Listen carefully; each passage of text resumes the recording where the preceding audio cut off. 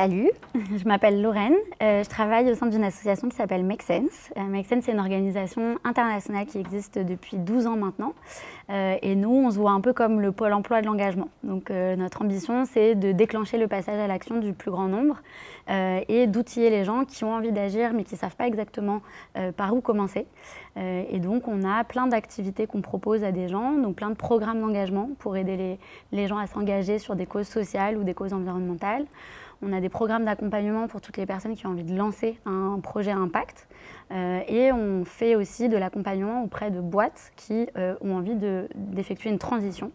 Et du coup, pour ça, on les accompagne grâce à des méthodologies que nous, on a testées depuis 12 ans maintenant. Parce que ça fait 12 ans qu'on engage des gens. Ça fait 12 ans qu'on a engagé près de 200 000 personnes dans le monde entier. Et du coup, qu'on a testé un bon paquet de choses sur la mobilisation, sur comment est-ce qu'on fait pour faire passer les gens à l'action, qu'est-ce qui fait que les gens passent à l'action, qu'est-ce qui fait que les gens rejoignent un collectif et qu'est-ce qui fait que les gens restent dans un collectif. Et du coup, c'est ça que je vais essayer un petit peu de partager aujourd'hui, c'est toutes ces bonnes pratiques, ces recettes magiques qu'on a pu expérimenter, tester et qui ont fonctionné sur certains programmes qu'on a pu lancer ou certaines activités. Moi, quand j'ai rejoint Make Sense, une des premières leçons de mobilisation qu'on m'a donnée, c'est une vidéo qui s'appelle le Dancing Guy, que je t'invite à aller chercher sur YouTube, qui est une très belle leçon de leadership et de lancement d'un mouvement. C'est une vidéo où on voit un mec qui est tout seul en train de danser dans un festival techno à Berlin, dans un parc. Et tout le monde est assis, tout le monde le regarde super bizarrement, il danse un peu comme un weirdo, tout le monde le regarde, personne ne fait rien comme lui, mais il est là, il persiste, il continue à danser, il fait son truc.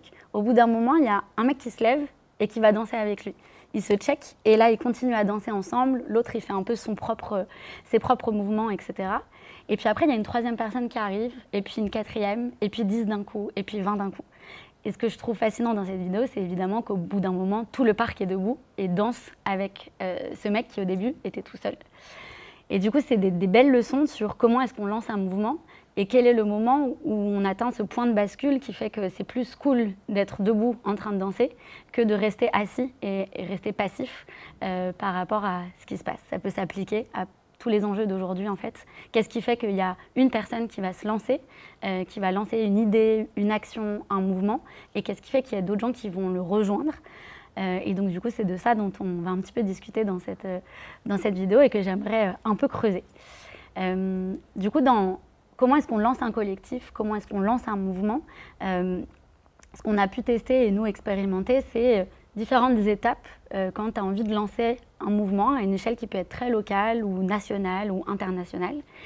La première étape, ça va souvent être de se dire ok, je vais rencontrer des personnes et tisser du lien avec des personnes qui sont intéressées par la même chose que moi, qui ont envie de faire la même chose que moi, pour un peu plus comprendre qu'est-ce qui va les motiver et pour se connecter avec ces personnes.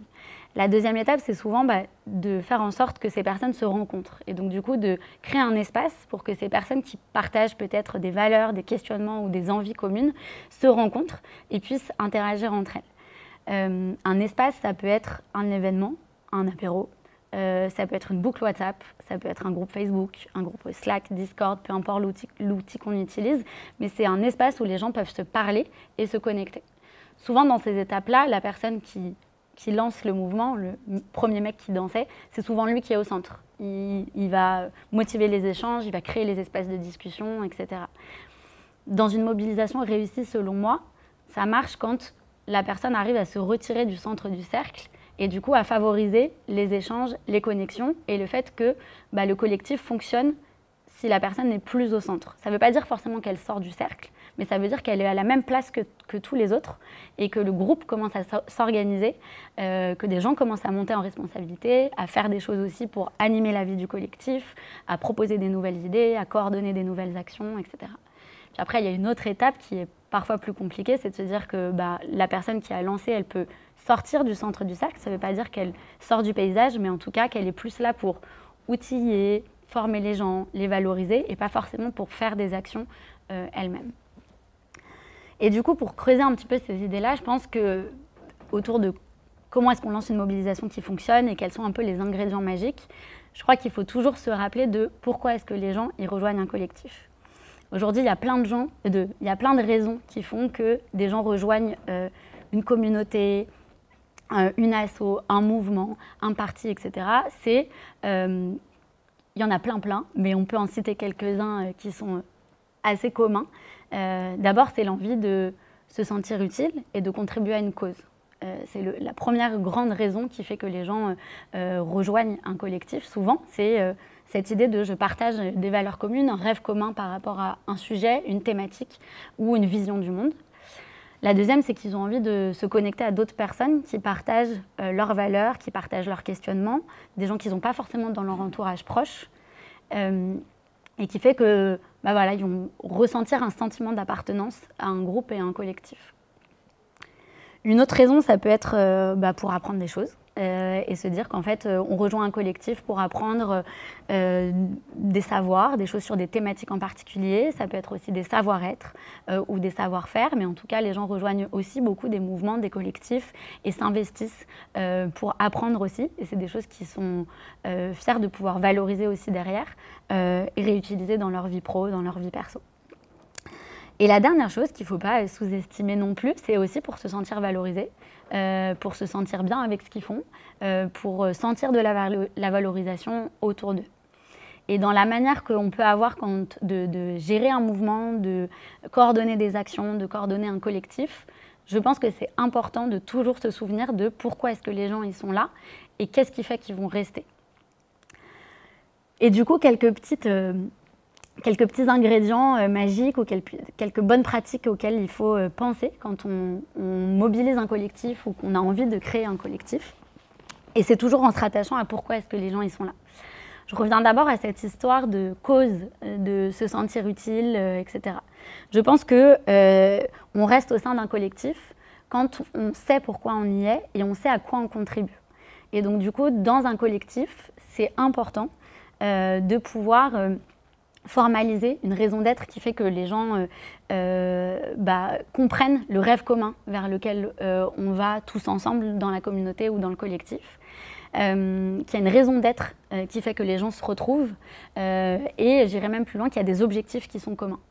Et donc du coup, quand on rejoint un mouvement, un collectif, si c'est clair le pourquoi est-ce que je fais ça, à quoi ça va contribuer, qu'est-ce que ça va apporter comme transformation dans la société de manière générale ou à une échelle qui est super locale, en fait c'est un vecteur de fidélisation. C'est un truc qui fait que les gens vont rester. C'est parce qu'ils ont l'impression que ce qu'ils font au quotidien, dans le mouvement ou ponctuellement, même s'ils sont là que 2 heures, ça contribue à faire avancer un enjeu, ça contribue à faire avancer une cause. Et du coup, ils ont un sentiment d'utilité qui est fort. Je dis ça parce que je pense que souvent, quand on est dans le jus, quand on est dans l'opérationnel, quand on fait beaucoup d'actions, on a tendance à oublier de rappeler ce rêve commun. Et pourtant, c'est important de se rappeler régulièrement à quoi on rêve tous ensemble et qu'est-ce qu'on veut atteindre. Parce que c'est ce qui fait que les gens ressentent un sentiment d'appartenance entre eux, même s'ils ne se connaissent pas, même s'ils viennent de milieux différents, même s'ils viennent de contextes super différents, ils se retrouvent sur cette appartenance, ce rêve commun. J'aime beaucoup employer la question de rêve commun parce que je pense que ça permet de se projeter dans des imaginaires et dans des futurs qui sont désirables et qui permettent de fédérer les gens entre eux. Et du coup, ça vaut le coup de rappeler ça. Ça peut être dans des newsletters qu'on envoie, ça peut être au début d'un événement, ça peut être dans des petits messages de temps en temps comme ça, des petites piqûres de rappel sur voilà où est-ce qu'on a envie d'aller tous ensemble. Et c'est aussi important de se dire en fait la raison d'être d'un mouvement, elle peut changer aussi au fur et à mesure du temps en fonction de voilà, peut-être qu'un mouvement local, il a commencé avec 2 personnes. Au moment où on est 30, 40, peut-être que les choses, elles changent. Il y a du temps qui est passé. Peut-être qu'il faut revoir un petit peu le pourquoi est-ce qu'on est ensemble et qu'est-ce qu'on a envie de faire pour la suite. Et c'est complètement OK. Les collectifs, c'est cyclique aussi, en fait. C'est beaucoup en fonction des gens qui composent le collectif et du contexte. Et parfois, le contexte, il change. Et du coup, il faut revoir tout ce qu'on fait. L'exemple du Covid est un super bon exemple. Il y a plein d'assos comme nous, par exemple, comme Make Sense, où on a dû revoir ce qu'on proposait aux gens parce que le contexte avait complètement changé et où du coup, forcément, la raison d'être de ton collectif, elle change aussi. C'est pas un exercice facile parce que parfois, il faut composer avec différents différentes opinions, différentes visions du monde, etc. Mais plus on arrive à trouver ce qui rassemble, plus les gens ils vont prendre du plaisir aussi à participer à un mouvement et à un collectif.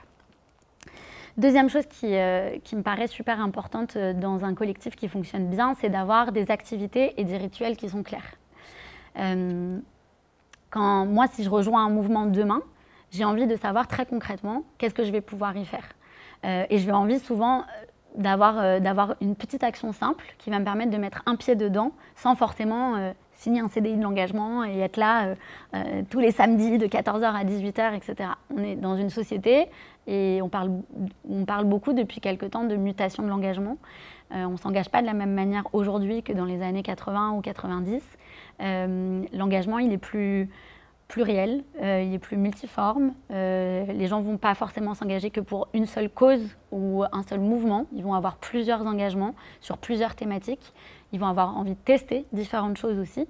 Et il faut s'adapter à ça si on a envie aujourd'hui de faire en sorte que les gens aussi rejoignent notre mouvement, leur permettre d'expérimenter un peu l'ADN du collectif, qu'est-ce que ça va être, à quoi ça va ressembler et qu'est-ce que je vais pouvoir y faire concrètement sans forcément s'impliquer tout de suite 10 heures par semaine. Et du coup, ce qui est important pour des gens qui rejoignent un collectif, c'est d'avoir une visibilité sur qu'est-ce qui va se passer dans les prochains jours, les prochaines semaines, à quoi je vais pouvoir participer de manière concrète.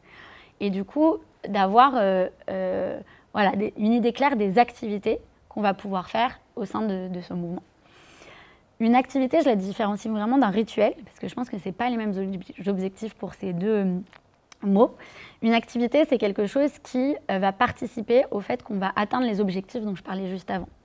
Donc, c'est des formats d'action, des formats d'activité. Ça peut être du tractage, de la sensibilisation. Ça peut être des formats d'action collective, comme aller faire des clean walks, des maraudes ou des choses comme ça. C'est des formats d'action et d'activité qu'on va proposer à des gens et qui vont leur plaire plus ou moins. Tout le monde n'a pas envie de s'engager de la même manière, je le disais, sur une même thématique. Des gens, par exemple, qui vont avoir envie de faire de la sensibilisation auprès de jeunes personnes, d'autres qui vont avoir envie d'aller ramasser des déchets, d'autres qui vont avoir envie de vraiment concrètement faire des actions d'interpellation.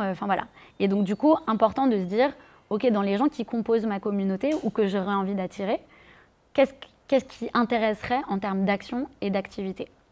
On peut avoir des intuitions et donc tester des choses soi-même quand on lance un mouvement ou quand on teste des choses.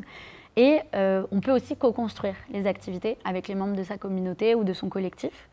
Et donc, si je reviens un petit peu aux différentes étapes de développement d'une communauté, quand on a un collectif qui est composé de plusieurs personnes, qui grandit, il peut y avoir un moment où on se dit « Ok, on va réfléchir ensemble à quelles sont les activités qu'on va faire et qu'on considère comme étant le plus impactantes par rapport aux objectifs qu'on s'est fixés collectivement. » Et ce moment de co-construction, pour moi, il est super important, notamment encore pour fidéliser les gens. Je reviens toujours à ça, mais c'est pour faire en sorte que les gens restent actifs au sein d'un collectif.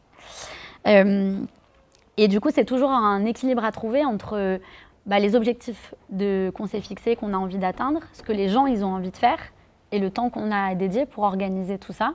Il faut arriver à trouver et il faut naviguer là-dedans pour quand on anime soi-même un collectif. Ça, c'est les activités, c'est ce que les gens ils vont faire. Pour moi, quand un mouvement fonctionne bien, c'est quand on propose aussi des rituels qui vont faire en sorte que ça favorise le sentiment d'appartenance à ce groupe-là. Et donc des rituels, pour moi, c'est tous les moments qui sont peut-être vus comme parfois un peu plus informels, mais qui vont faire en sorte que les gens tissent du lien de manière forte et apprennent à se connaître.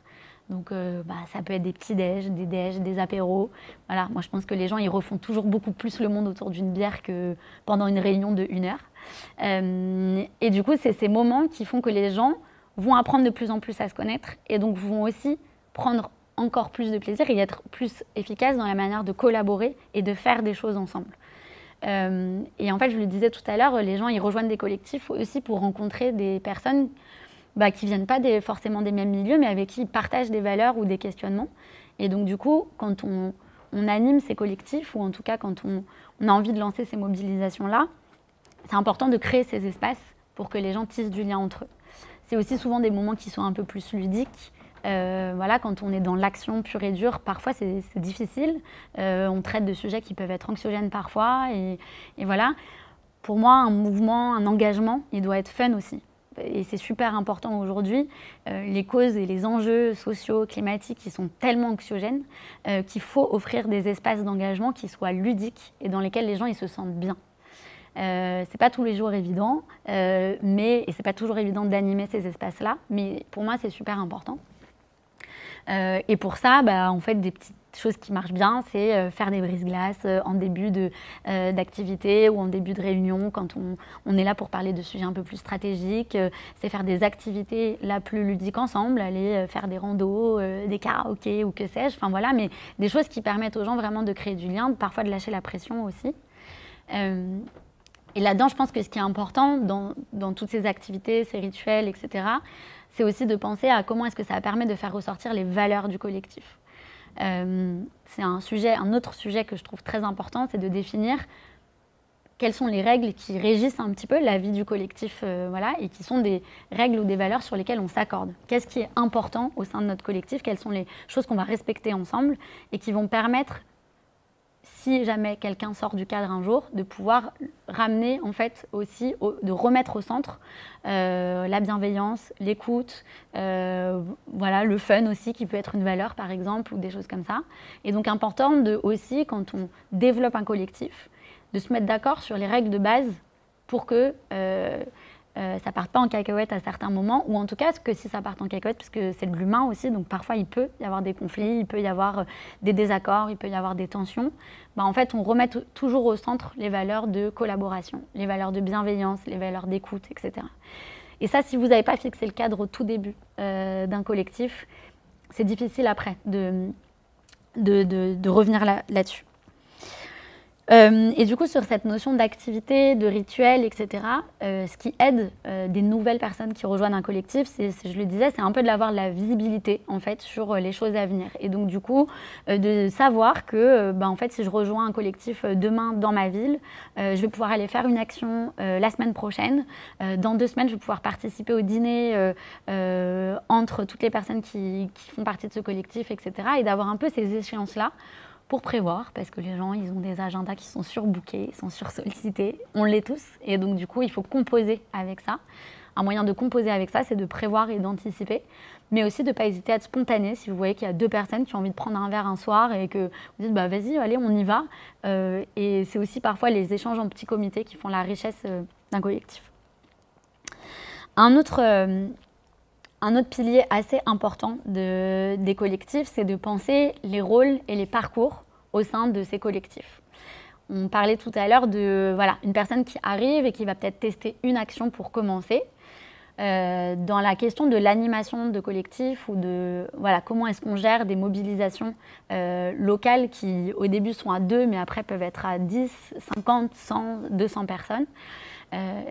Quelque chose qui aide là-dedans, c'est de penser les niveaux d'engagement en fait et de penser les rôles que les personnes peuvent prendre aussi sur l'animation du collectif et pas juste sur le fait de faire des actions pures et dures. Et du coup là-dedans, il faut se dire que c'est normal que 100% des gens dans un collectif ne s'investissent pas à la même échelle. Il y a des gens qui vont avoir envie, parce que ça correspond au moment où ils sont dans leur vie, de donner 10 heures par semaine, 20 heures par semaine sur leur engagement, sur le temps qu'ils ont envie de passer dans ce collectif-là. Il y en a qui vont avoir envie de donner que 2 heures, et c'est OK. Et du coup, c'est de tout l'art et un peu de voir comment est-ce qu'on arrive à composer avec ces différentes envies et qu'est-ce qu'on va proposer aux gens qui ont envie de s'investir un petit peu, beaucoup, et comment est-ce qu'on fait monter les gens aussi progressivement en responsabilité sur la gestion d'un collectif. Il y a des gens qui vont rentrer dans un collectif et qui vont direct dire ok, moi je veux grave m'investir, je veux faire ci, ça, etc. Et ça, c'est des pépites, c'est des gens qui ont tendance à faire plein de choses et c'est OK. Mais il faut aussi penser parfois les parcours comme étant des choses qui sont progressives et que les gens ils vont faire une action de 2 heures, puis monter progressivement sur d'autres choses. Et du coup, ça revient à cette idée que je voulais dire autour de vraiment d'avoir des rôles et des parcours qui sont identifiés au bout d'un certain moment dans la communauté, si elle est assez grosse ou dans un collectif, de se dire il y a des gens qui vont être en charge de organiser les temps de vie du collectif, donc organiser les temps un peu plus informels. Il y en a qui vont être en charge de la com, des partenariats, etc. Enfin voilà, il y a plein de manières et plein de rôles qu'on peut identifier au sein d'un collectif, mais de penser de quoi est-ce qu'on a besoin pour que le collectif grandisse et que l'expérience de chacun au sein de ce collectif soit quali. Et du coup, voilà, de penser qu'il y a différents niveaux d'engagement qui sont possibles. On parle souvent de nous de cercles concentriques. Donc, il y a un très grand cercle qui est un peu le niveau 1 de participation, le niveau un peu le plus faible, mais dont on a besoin, parce qu'il y a des gens qui viennent et qui repartent. Le niveau 2 qui sont un peu plus les membres actifs, vraiment concrètement, les gens qui sont actifs au sein de la communauté, qu'est-ce qu'ils vont faire. Et après, le noyau dur de personnes qui va s'investir beaucoup. Et du coup, avec qui peut-être on va plus parler de coordination, de stratégie, de choses comme ça. Mais c'est OK que tout ne soit pas tout le temps avec les 300 personnes qui composent un collectif, quoi. Et du coup, là-dedans, pour faire monter en responsabilité les gens progressivement, il y a un triptyque qui est assez intéressant, c'est le triptyque faire, faire avec et laisser faire. Souvent, c'est assez difficile quand on est nouveau au sein d'un collectif de se dire OK, je vais moi-même monter une action, moi-même gérer cette action tout seul, etc. C'est normal, il faut expérimenter un petit peu comme je disais, tester. Et du coup, ça rassure parfois de se dire d'abord, je vais venir en observateur. Et donc, il y a quelqu'un qui va faire et moi, je vais observer. Qui va faire une action, par exemple. Je vais assister, je vais participer. Je vais observer une personne qui fait une action. L'étape d'après peut être de se dire, en fait, je vais faire avec quelqu'un. Donc, je ne vais pas faire tout seul d'un coup, je ne vais pas lâcher dans le grand bain, etc. Mais il va y avoir quelqu'un qui va faire avec moi, quelqu'un qui a déjà fait. Et donc, du coup, on va le faire à deux et ça va me rassurer dans, moi, ma capacité à pouvoir justement me dire que c'est OK, que je suis capable. Enfin, voilà. Et après, la troisième étape qui est plus le laisser faire. En fait, une fois que la personne, elle a fait avec quelqu'un, généralement, elle est plus apte à elle-même gérer le truc toute seule. Que ce soit juste organiser un apéro ou vraiment organiser une action en local. Ça vient un petit peu sur ça. Et du coup, voilà, quand on gère des collectifs et qu'on a envie de faire monter des personnes aussi un petit peu en autonomie ou en responsabilité sur des rôles, c'est quelque chose qui fonctionne assez bien. Et la dernière chose, je pense, qui est super intéressante et importante, je le disais, les gens, ils rejoignent un collectif aussi beaucoup pour se sentir valorisés. Et du coup, quand on anime des collectifs, cet aspect valorisation, il ne faut pas le sous-estimer, puisque parfois, on peut avoir tendance à être, comme je disais tout à l'heure, beaucoup dans l'opérationnel, faire des actions. Et souvent, on en oublie l'impact global et on en oublie comment est-ce que nous-mêmes, à l'échelle très individuelle, on contribue au fait que les causes, elles avancent, etc. Et du coup, on peut se décourager et se dire, est-ce que ça sert vraiment à quelque chose que je fais et donc, du coup, pour ça, c'est important de sentir de la reconnaissance et de la valorisation de ses pairs, vraiment. Et donc ça peut passer par plein de choses. Ça peut être juste un petit message individuel, une petite note vocale qu'on fait à la volée à quelqu'un qui vient de faire quelque chose pour la première fois et qu'on va valoriser. Un bravo sur une boucle WhatsApp collective ou pendant une réunion ou pendant un événement avec plein de gens. Des posts sur les réseaux sociaux, enfin voilà, il y a plein de choses à imaginer, mais ce côté valorisation, il va permettre aux gens de sentir de la reconnaissance et du coup aussi de continuer à agir et de se motiver pour continuer à agir. Et après, je pense que c'est super important de valoriser l'impact collectif des actions qui sont faites par l'ensemble des personnes qui composent le collectif.